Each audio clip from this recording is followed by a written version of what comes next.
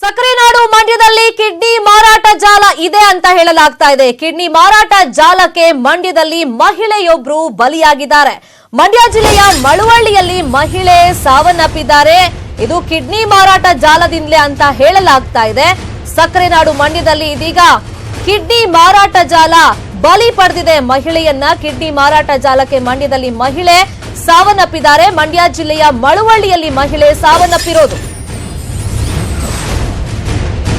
ಇನ್ನು ಮಳವಳ್ಳಿಯ 48 ವರ್ಷದ ವೆಂಕಟಮ್ಮ ಮೃತ ಮಹಿಳೆ ವಂಚನೆಗೊಳಗಾದಂತ ಹಿನ್ನೆಲೆಯಲ್ಲಿ ಕೆರೆಗೆ ಹಾರಿ ಈ ಮಹಿಳೆ ಆತ್ಮಹತ್ಯೆಯನ್ನ ಮಾಡಿಕೊಂಡಿದ್ದಾರೆ.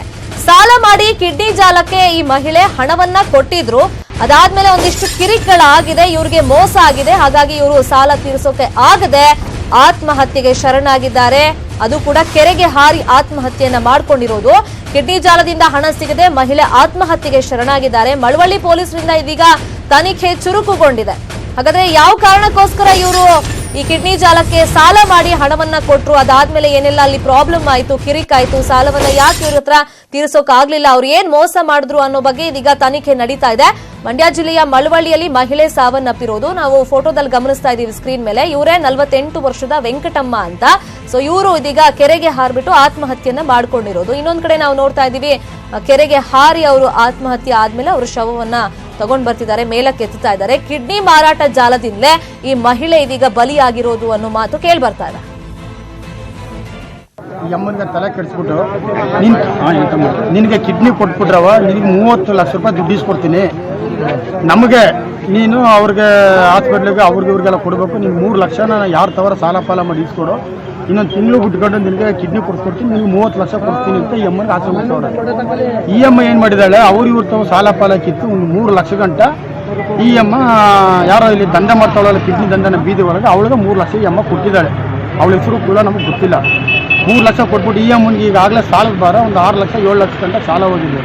ಸಾಲ ಹೋದಾಗ ಈ ಅಮ್ಮ ಏನು ಮಾಡಿದ್ದಾಳೆ, ಅವರ ತಮ್ಮನಿಗೆ ಕರ್ಸ್ಕೊಂಡು ಬೆಂಗಳೂರಿಗೆ ಅವ್ರ ತಮ್ಮನ ಮನೆಗೆ ಹೋಗಿ ಹೇಳ್ಕೊಂಡವಳೆ, ಈ ಥರ ನನಗೆ ಈ ಥರ ಆಸೆ ಉಡಿಸ್ಬಿಟ್ರು, ನಾನು ಹಿಂಗೆ ಸಾಲ ಸಿಗಾಕೊಬಿಟ್ಟಿದ್ದೀನಿ, ನನ್ನ ಕೈಲಿ ಇದು ಮಾಡೋಕ್ಕಾಯ್ತಿಲ್ಲ, ಹಣ ನೀನು ಅದೇ ನಾನು ಬಗೆಹರಿಸ್ಕೊಡಪ್ಪ ಅಂತ ಈ ಅಮ್ಮ ಹೋಗಿ ಅವ್ರು ಕೇಳ್ಕೊಂಡಿದ್ದಾರೆ ತಮ್ಮನ್ನ. ಆಗ ಅವ್ರ ತಮ್ಮ ಬಂದು ಮೊನ್ನೆ ದಿವಸ ನೋಡವ ಈ ಥರ ಅದೇ ಬಂದು ನಾನು ಮಾತಾಡ್ತೀನಿ, ನಿನಗೆ ಈಗ ನನ್ನ ಹತ್ರ 1 ಲಕ್ಷ ಐತೆ, ನೀವು ತಗೊಂಡು ಅದೇ ಸಣ್ಣ ಪುಟ್ಟದವ್ರು ಕೊಟ್ಕೊಳ್ಳಿ, ಮುಂದಕ್ಕೆ ಅದೇನು ಬಂದು ನಾವು ಕರ್ಸಿ ಯಜಮಾನಗಳ ಮುಖಾಂತರ ವ್ಯವಹಾರ ಮಾಡ್ಕೊಡ್ತೀವಿ ಅಂತ ಮೊನ್ನೆ ದಿವಸ ಹೇಳ್ಬಿಟ್ಟು ಹೋಗಿದ್ದಾರೆ. ಈಗೇನು ಮಾಡಿದ್ದಾರೆ, ಈ ಅಮ್ಮ ಬೆಳಿಗ್ಗೆ ಏನೋ ಇಲ್ಲಿಗೆ ಹಾಸ್ಪಿಟ್ಲಿಗೆ ಏನೋ ಹುಷಾರಿಲ್ದಾನೆ ಇದು ಮಾಡ್ಕೊಂಡು ಹೋಗಿ ಇಲ್ಲೇನೋ ನೀರು ಬಿದ್ದಿಂಗೆ ಆಗೋದೇನು ವಿಚಾರ ನಮ್ಗೆ ಗೊತ್ತಾಯಿತು. ಈಗ ನಾವೆಲ್ಲ ತಾವು ಇಲ್ಲಿ ಬೈದೀವಿ, ಮುಂದಕ್ಕೆ ಏನಾಗುತ್ತೆ ಅದನ್ನು ನೋಡಿ ಅಂತ. ಕಿಡ್ನಿ ಕೊಟ್ಟಿದ್ದಾರೆ ಈಗ? ಕೊಟ್ಟಿಲ್ಲ ಸರ್, ಇನ್ನೂ ಕೊಟ್ಟಿಲ್ಲ. ಕೊಡ್ತೀನಿ ಅಂದ್ಬಿಟ್ಟು ಈಗಾಗಲೇ ಅಮ್ಮಂತ 3 ಲಕ್ಷ ದುಡ್ಡು ಇಸ್ಕೊಂಡಿದ್ದಾರೆ. ಆದರೆ ಈ ಅಮ್ಮನ ಜೊತೆಲಿ ಇನ್ನೂ ಒಬ್ರು ಕೊಟ್ಟಿದ್ದಾರೆ ಅಂತ ವಿಚಾರ ಗೊತ್ತಾಗಿದೆ. ಆ ಅಮ್ಮನ ಕೊಟ್ಟಿದ್ದಾಳೆ. ಆ ಅಮ್ಮ ಇನ್ನೂ ಇದಾಗಿಲ್ಲ. ಇವಳು ಇನ್ನೊಬ್ಬ ಹುಡುಗಿ ಇಬ್ಬರು ಸೇರಿಸಿ ದುಡ್ಡು ಕೊಟ್ಟವ್ರು, 6 ಲಕ್ಷ ದುಡ್ಡು ಕೊಟ್ಟವ್ರು ಅನ್ನೋ ವಿಚಾರ ನಮ್ಮ ಗಮನಕ್ಕೆ ಬಂದಿದೆ. ಈ ಬಗ್ಗೆ ಮತ್ತಷ್ಟು ಇನ್ಫಾರ್ಮೇಶನ್ ಕೊಡ್ತಾರೆ ಫೋನ್ ಸಂಪರ್ಕದಲ್ಲಿ ಜಾಯ್ನ್ ಆಗಿರುವಂತ ನಮ್ಮ ರಿಪೋರ್ಟರ್ ರಾಘವೇಂದ್ರ. ಸ್ಥಳೀಯರು ಯಾರೋ ಮಾತಾಡ್ತಿದ್ರು, ಅವ್ರು ಹೇಳಿದ ಪ್ರಕಾರ ಇನ್ನೂ ಕೂಡ ಕಿಡ್ನಿ ಕೊಟ್ಟಿಲ್ಲ, ಆದ್ರೆ ಸಾಲ ಅಂತ ಕೊಟ್ಬಿಟ್ಟಿದ್ರು ಲಕ್ಷ ದುಡ್ಡನ್ನ ಅಂತ. ಹೆಂಗ್ ಕಾಂಟ್ಯಾಕ್ಟ್ ಆಗಿದಂತೆ ಈ ಜಾಲ ಈ ಮಹಿಳೆಗೆ? ಖಂಡಿತವಾಗಿಯೂ ಶರ್ಮಿತಾ, ಏನು ಸಕ್ಕರ್ನಾಡು ಮಂಡ್ಯದಲ್ಲಿ ಇದೀಗ ಒಂದು ಭೀಕರ ಒಂದು ಸತ್ಯ ಹೊರಬಿದ್ದಿರುವಂತದ್ದು. ಮಂಡ್ಯದಲ್ಲಿ ಈಗ ಏನು ಕಿಡ್ನಿ ಮಾರಾಟ ಜಾಲ ಸಕ್ರಿಯ ಆಗಿದೆ ಅನ್ನೋ ಆರೋಪ ಕೇಳಿ ಬಂದಿರುವಂತದ್ದು. ಯಾಕೆಂದ್ರೆ ಈಗ ಒಂದು ಓರ್ವ ಮಹಿಳೆ ಕಿಡ್ನಿ ಮಾರಾಟ ಜಾಲಕ್ಕೆ ಸಿಲುಕಿ ಆತ್ಮಹತ್ಯೆಗೆ ಶರಣಾಗಿದ್ದಾಳೆ. ಆಕೆ ಏನು ಕಿಡ್ನಿ ಮಾರಾಟ ಜಾಲಕ್ಕೆ ದಂಧೆಗೆ ಸಿಲುಕಿ ಕಮಿಷನ್ ಆಸೆಗಾಗಿ ಏನು ಸುಮಾರು 1.5 ಲಕ್ಷವನ್ನ ಆಗ ಒಂದು ಮಾರಾಟ ಜಾಲಕ್ಕೆ ಕೊಟ್ಟಿದ್ರು. ಆದ್ರೆ ಈ ಒಂದು ವಿಷಯ ಬಾಯಿಂದ ಬಾಯಿಗೆ ಹರಡಿ ಕಮಿಷನ್ ದಂಧೆಯ ಜಾಲದವರು ಈಕೆಗೆ ಒಂದು ವಂಚನೆ ಮಾಡಿದ್ರು. ಈ ವಂಚನೆಯಿಂದ ಈಗ ಬೇಸರ ಮಹಿಳೆ ಕೊಟ್ಟ ಸಾಲ ಸೋಲ ಮಾಡಿ ಕೊಟ್ಟಿದಂತ ಹಣವನ್ನ ವಾಪಸ್ ತೀರ್ಸಕ್ಕಾಗದೆ ಈಗ ಕೆರೆಗೆ ಬಿದ್ದು ಆತ್ಮಹತ್ಯೆ ಮಾಡಿಕೊಡುವಂತ ಘಟನೆ ಈಗ ನಡೆದಿರುವಂತದ್ದು. ಏನು ಮಳವಳ್ಳಿ ಪಟ್ಟಣದ ವೆಂಕಟಮ್ಮ ಇದ್ರು, 48 ವರ್ಷದ ವಯೋವೃದ್ಧೆ. ಈಕೆ ಒಂದು ಮಳವಳ್ಳಿ ಪಟ್ಟಣದಲ್ಲಿ ಒಂದು ತರಕಾರಿ ಅಂಗಡಿಯನ್ನ ಇಟ್ಕೊಂಡು ವ್ಯಾಪಾರ ಮಾಡ್ತಿದ್ರು. ಈಕೆಗೆ ಸಾಕಷ್ಟು ಆರ್ಥಿಕ ಸಂಕಷ್ಟ ಎದುರಾಗಿತ್ತು. ಈಕೆ ಆರ್ಥಿಕ ಸಂಕಷ್ಟವನ್ನೇ ಬಂಡವಾಳ ಮಾಡಿಕೊಂಡಂತ ಒಂದು ಕಿಡ್ನಿ ಮಾರಾಟ ದಂಧೆ ಈಕೆಯನ್ನು ಸಂಪರ್ಕ ಮಾಡಿ ಅದನ್ನು ಕಿಡ್ನಿ ಕೊಟ್ಟರೆ ನಿಮಗೆ ಸುಮಾರು 15 ರಿಂದ 20 ಲಕ್ಷ ಹಣವನ್ನು ಕೊಡಿಸ್ತೀವಿ, ಆದ್ರೆ ಅದಕ್ಕೆ ಮೊದಲು ನಮಗೆ 1.5 ಲಕ್ಷವನ್ನ ಕಮಿಷನ್ ಕೊಡ್ಬೇಕು ಅಂತ ಒಂದು ಆಮಿಷವನ್ನು ಹುಟ್ಟಿದ್ರು. ಹೀಗಾಗಿ ಆಕೆ ಒಂದು ಆಮಿಷಕ್ಕೆ ಬಲಿಯಾಗಿ ಸುಮಾರು 1.5 ಲಕ್ಷವನ್ನ ಸಾಲ ವಸೂಲ ಮಾಡಿ ಆ ಒಂದು ಕಮಿಷನ್ ಏನು ಮಾರಾಟದ ದಂಧೆ ಇತ್ತು, ಆ ಮಾರಾಟ ದಂಧೆಯವರಿಗೆ ಕಮಿಷನ್ ರೂಪವಾಗಿ ಕೊಟ್ಟಿದ್ರು.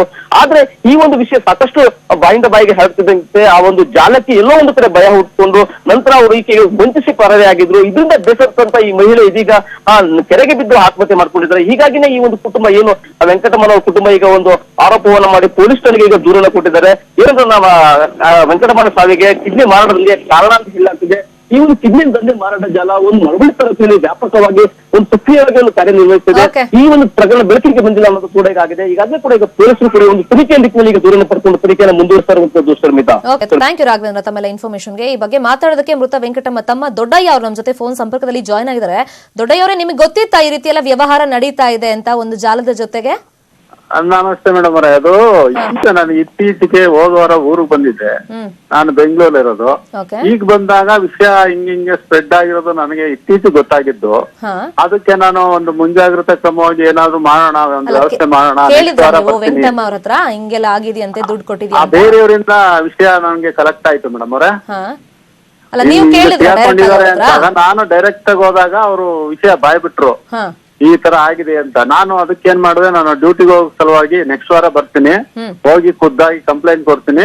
ಕಂಪ್ಲೇಂಟ್ ಕೊಟ್ಟು ಅದೇನದೆ ನಮ್ಮ ಬಗೆಹರಿಸೋಣ, ಈ ಜಾಲನ ಇನ್ನು ಬೇರೆಯವರು ಬಲಿಯಾಗಬಾರ್ದು, ಅದಕ್ಕೋಸ್ಕರ ಒಂದು ವ್ಯವಸ್ಥೆ ಮಾಡೋಣ ಅಂತ ಹೇಳ್ಬಿಟ್ಟು ಹೋಗಿದೆ ಮೇಡಮ್. ಅಷ್ಟರಲ್ಲಿ ಇದು ಅನಾಹುತ ಆಗ್ಬಿಟ್ಟಿದೆ. ಅಂದ್ರೆ ಏನ್ ಪ್ರಾಬ್ಲಮ್ ಆಗಿತ್ತಂತೆ? ಯಾರ ಹತ್ರ ಸಾಲ ಮಾಡಿ ಎಷ್ಟು ದುಡ್ಡು ಕೊಟ್ಟಿದ್ರಂತೆ ಇವ್ರವ್ರಿಗೆ? ಓ ಮೇಡಮ್ ಅವ್ರ, ಅದು 1.5 ಇಂದ 3 ಹೋಗಿದೆ ಮೇಡಮ್ ಅವ್ರ ಹತ್ರ. ಅಂದ್ರೆ ಇವ್ರಿಗೇನ್ ದುಡ್ಡಿನ ನೆಸೆಸಿಟಿ ಇತ್ತಾ? ಇವ್ರಿಗೆ ಆಮಿಷ ಹೊಡ್ಸಿದ್ದಾರೆ. 10 ಲಕ್ಷ ಕೊಡ್ತೀವಿ, 15 ಲಕ್ಷ ಕೊಡ್ತೀವಿ ಅಂತ ಆಸೆ ಹೊಡ್ಸ್ಬಿಟ್ಟಿದ್ದಾರೆ. ಹಣದ ಆಮಿಷ ಹೊಡ್ಸ್ಬಿಟ್ಟವ್ರೆ. ಈಗ ಗೊತ್ತಿಲ್ಲ ಮೇಡಮ್ ಅವ್ರೆ, ಯಾರೋ ಒಬ್ಬ ಲೇಡಿ ಅಂತೆ, ಮೇನ್ ಮುಖ್ಯವಾಗಿ ಯಾರೋ ಒಬ್ರು ಲೇಡಿ ಅಂತೆ. ಆ ಲೇಡಿ ಅಂತ ಈ ದಂಧೆ ಮಾಡ್ತಿರೋದು. ಇವ್ರಿ ಅಂತಲ್ಲ, ಬೇರೆ ಕಡೆಗೂ ಎಲ್ಲ ನಮ್ಗೆ ಗೊತ್ತಾದ ಪ್ರಕಾರ ಬೇರೆಯವ್ರನ್ನು ಕಿಡ್ನಿ ಕೊಡ್ಸಿದ್ದಾರೆ ಅನ್ನೋದೇನೋ ಗೊತ್ತಾಯ್ತು. ಏನೋ ದಂಧೆ ಮೂಲ ನಡೀತಾ ಇದೆ. ದಯವಿಟ್ಟು ಇದನ್ನ ಮೂಲ ಪತ್ತೆ ಹಿಡಿಲೇಬೇಕು ಮೇಡಮ್ ಅವ್ರೆ. ಆದ್ರೆ ಈಗ ಯಾಕೆಂದ್ರೆ ಈ ಅನಾಹುತ ಆದಂಗೆ ಬೇರೆ ಯಾರಿಗೂ ಅನಾಹುತ ಆಗ್ಬಾರ್ದಲ್ವಾ? ಹೌದು. ಈಗ ದುಡ್ಡು ವಾಪಸ್ ಕೇಳಿದಾಗ ಅವ್ರು ಏನ್ ಹೇಳ್ತಿದ್ರಂತೆ? ಈ ಕೊಡಲ್ಲ, ಅವಾಗ ಕೊಡಲ್ಲ, ಇವಾಗ ಕರ್ಸ್ಕತ್ವಿ, ಅವಾಗ ಕರ್ಸ್ಕತ್ವಿ. ಎಷ್ಟು ದಿನದಿಂದ ನಡೀತಾ ಇತ್ತು ಹಿಂಗೆ ಇದು? ಮೇಡಮ್ ನಮ್ಗೆ ಇತ್ತೀಚೆಗೆ ಗೊತ್ತಾಗಿದ್ದು. ನಾನು ಲಾಸ್ಟ್ ವೀಕ್ ಊರಿಗೆ ಬಂದಾಗ ಗೊತ್ತಾಗಾಯ್ತು. ಅದು ಹಂಗೆ ಒಬ್ರದಿಂದ ಒಬ್ರು ಸ್ಪ್ರೆಡ್ ಆಗ್ಬಿಟ್ಟು ಕೇಳಕ್ ಹೋಗೋಕೆ ಏನೋ ಇದ್ ಮಾಡ್ಬಿಟ್ಟಿದಾರೆ. ಕೊಡೋದೇ ಎಲ್ಲ, ಹೋಗು, ಏನ್ ಮಾಡ್ಕತಿ ಮಾಡ್ಕೋಗು ಅಂತಾನು ಎದುರಿಸಿದಾರೆ ಇವ್ರಿಗೆ. ಅಲ್ಲ, ಅವ್ರ ನಂಬರ್ ಹೆಸರು ಎಲ್ಲ ನಿಮ್ಮ ಹತ್ರ ಇದೆಯಾ? ನಮ್ಮ ಹತ್ರ ಇಲ್ಲ ಮೇಡಮ್, ಕಲೆಕ್ಟ್ ಮಾಡಿ ಬೇಕಾದ್ರೆ ಕೊಡ್ತೀನಿ ಆ ನಂತರ. ಈಗ ಸದ್ಯ ತಕ್ಷಣದಲ್ಲಿ ನಾವು ಇಲ್ಲಿಗೆ ಬಂದ್ಬಿಟ್ಟೋದಕ್ಕೆ ಎಲ್ಲ ನಾನು ನೆಕ್ಸ್ಟ್ ವಾರ ಬಂದು ನಾನು ಅದನ್ನ ಮೂಲ ಪೊಲೀಸ್ ಸ್ಟೇಷನ್ಗೆ ಕೊಡ್ಬೇಕು ಅಂತಾನೆ ನಿರ್ಧಾರ. ಇವ್ರ ಫ್ಯಾಮಿಲಿ ಯಾರ್ಯಾರು ಇದಾರೆ ವೆಂಕಟಮ್ಮ ಅವ್ರ ಫ್ಯಾಮಿಲಿ ಈಗ ಪ್ರೆಸೆಂಟ್? ಅವ್ರ ಯಜಮಾನ್ರು, ಅವ್ರ ಮಗ ಎಲ್ಲ ಮನೇಲಿ ಇದಾರೆ. ಅವ್ರು ಯಾರಿಗೂ ಗೊತ್ತಾಗಿಲ್ವಾ ಇದು ವಿಷಯ, ಹಿಂಗೆಲ್ಲ ವ್ಯವಹಾರ ನಡೀತಾ ಇತ್ತು ಅಂತ? ಅದು ವ್ಯವಹಾರ ನಡೀತಾ ಇತ್ತು ಅಂತ ಗೊತ್ತಾಗಿದೆ ಇಲ್ವೋ? ನಾನು ಬಂದಾಗ ಲಾಸ್ಟ್ ವೀಕ್ ಗೊತ್ತಾಗಿದ್ದು ನನಗೆ. ನಾನು ಅರ್ಜೆಂಟ್ ತುರ್ತು ಪರಿಸ್ಥಿತಿ ಹೋಗ್ಬೇಕಿತ್ತು ಬೆಂಗಳೂರಿಗೆ, ಹೊರಟೋದೆ. ಈ ನೆಕ್ಸ್ಟ್ ವೀಕ್ ಬರ್ತೀನಿ, ನೆಕ್ಸ್ಟ್ ಭಾನುವಾರ ಅಂತಾನು ಹೇಳ್ಬಿಟ್ಟು ಹೋಗಿದ್ದೆ. ಬಂದು ಇವ್ರ ಮೂಲ ಏನ್ ಕಂಡುಹಿಡಿತೀವಿ, ಓದಿ ಕಂಪ್ಲೇಂಟ್ ಕೊಟ್ಟು ಅದೇನು ಎಲ್ಲ ಈಗ ಏಕಾಏಕಿ ನಿರ್ಧಾರ ತಗೋದು ಒಳ್ಳೇದಲ್ಲ. ಹಾಸ್ಪಿಟಲ್ಗೆ ಇವತ್ತು ಹೋಗಿ ಬಂದಿದ್ರಂತಲ್ಲ ಅವ್ರು, ಹುಷಾರಿಲ್ಲ ಅಂತ, ಅದು ನಿಜಾನ? ಅಲ್ಲಿಂದ ಬಂದ ಇವತ್ತೇನೋ ಹಾಸ್ಪಿಟಲ್ ಹೋಗಿ ಅಲ್ಲಿಂದ ಬಂದು ಸೂಸೈಡ್ ಮಾಡ್ಕೊಂಡಿದ್ದಂತಲ್ಲ, ಅದ್ ನಿಜ? ಅದು ಯಾವ್ದೋ ಹೆರಿಗೆ ಆಸ್ಪತ್ರೆ. ಅವರ ರಿಲೇಷನ್ಗೆ ಇದು ಅವ್ರ ಯಜಮಾನ್ರ ತಮ್ಮನ ಮಗಂಗೆ ಏನೋ ಒಂದು ಮಗು ಆಗಿತ್ತಂತೆ, ಅದ್ ನೋಡಕ್ ಹೋಗಿತ್ತು. ಅಲ್ಲೇನಾದ್ರು ಹೇಳ್ಕೊಂಡಿದ್ರಂತ, ಏನಾದ್ರು ಪ್ರಾಬ್ಲಮ್ ಆಗ್ತಿದೆ ಅಂತ, ಏನಾದ್ರು ಸಮಸ್ಯೆ ಆಗ್ತಿದೆ ಅಂತ ಹೇಳ್ಕೊಂಡಿದ್ರು? ಅವ್ರಿಗೇನ್ ಸಮಸ್ಯೆ ಇಲ್ಲ, ಅವ್ರದ್ದು ಏನು ಸಮಸ್ಯೆ ಇಲ್ಲ. ಬಟ್ ಏನಪ್ಪಾ ಅಂದ್ರೆ ಒತ್ತಡ ಏನ್ ಬಿದ್ದಿದೆ ಗೊತ್ತಾಗ್ತಿಲ್ಲ. ಅವ್ರ ಕಡೆಯಿಂದ ಅಯ್ಯಮ್ಮನ್ ಕಡೆಯಿಂದ ಏನಾರು ಒತ್ತಡ ಬಿದ್ದಿರ್ಬೋದು ಅಥವಾ ಏನೋ ಗೊತ್ತಿಲ್ಲ, ಅದು ಮೂಲ ಗೊತ್ತಾಗ್ತಾ ಇಲ್ಲ. ಡೆತ್ ನೋಟ್ ಆತರ ಏನಾದ್ರು ಸಿಕ್ಕಿದ್ಯಾ ನಿಮ್ ಕೈಗೆ? ಇಲ್ಲ ಇಲ್ಲ ಇಲ್ಲ, ಅವರು ಆತರ ಬರ್ದಿಲ್ಲ. ಈಗಲೇ ಪೊಲೀಸ್ ಸ್ಟೇಷನ್ ಅಲ್ಲಿ ಇಲ್ಲಿ ಆಸ್ಪತ್ರೆಯಲ್ಲಿ ಸ್ವಲ್ಪ ಓಡಾಡ್ತಿರೋದ್ರಿಂದ ಇನ್ನು ಅದು ಒಂದ್ ದರ್ಶನಾಗ್ಲಿ ಅನ್ನೋ ಉದ್ದೇಶಕ್ಕೋಸ್ಕರ ಏನೋ ಇದ್ ಮಾಡ್ತಾ ಇಲ್ಲ. ಈ ಕಂಪ್ಲೇಂಟ್ ಕೊಟ್ಟಿದ್ದೀರಾ ಅಲ್ವಾ ನೀವು? ಕಂಪ್ಲೇಂಟ್ ಕೊಟ್ಟು ಬಂದಿದೆ ಮೇಡಮ್. ಓಕೆ, ನೋಡೋಣ ಏನಾಗುತ್ತೆ ಅಂತ. Thank you so much Doddayya ಅವರೇ. ಇನ್ನು SP ಸದ್ಯಕ್ಕೆ ಮೀಟಿಂಗ್ ಅಲ್ಲಿ ಇದಾರಂತೆ, ನಾವು ಟ್ರೈ ಮಾಡ್ತೀವಿ ಅವ್ರನ್ನ ಸಂಪರ್ಕ ಮಾಡೋದಕ್ಕೆ, ಮಾತನಾಡೋದಕ್ಕೆ. ನೋಡೋಣ. ಈಗ ಸ್ಥಳೀಯರಾಗಿರುವಂತ ಪ್ರಭು ಅವ್ರು ನಮ್ಮ ಜೊತೆ ಫೋನ್ ಸಂಪರ್ಕದಲ್ಲಿ ಜಾಯ್ನ್ ಆಗಿದ್ದಾರೆ. ಪ್ರಭು ಅವರೇ, ನಿಮ್ಗೆ ಮಾಹಿತಿ ಸಿಕ್ಕಿತ್ತಾ ಈ ರೀತಿ ಏನೋ ಕಿಡ್ನಿ ಜಾಲ ಇದೆ, ದುಡ್ಡೆಲ್ಲ ಇಸ್ಕೊಂಡಿದ್ದಾರೆ ಅಂತ? ಹೌದು ಮೇಡಮ್, ಸಿಕ್ಕಿತ್ತು ಮೇಡಮ್. ಯಾವಾಗಿಂದ ಈ ರೀತಿ ಮಾತುಕತೆ ಎಲ್ಲ ನಡೀತಿತ್ತು ಊರಲ್ಲೇ? ಇದು 3 ದಿವಸದಲ್ಲಿ ಮೇಡಮ್ ನಮ್ ಗಮನಕ್ಕೆ ಬಂದಿತ್ತು ಮೇಡಮ್. ನಾನು ಯಜಮಾನ ಪ್ರಭು ಅಂತ. ಹೇಳಿ. ಈಗ ತೀರೋಗಿರೋರು 2,80,000 ರೂಪಾಯಿ ಕಲೆಕ್ಟ್ ಮಾಡ್ಕೊಂಡಿದ್ದಾರೆ ಮೇಡಮ್. 2,80,000 ಇವ್ರು ಕೊಟ್ಟಿದ್ದಾರೆ ಮಧ್ಯವರ್ತಿಗಳು.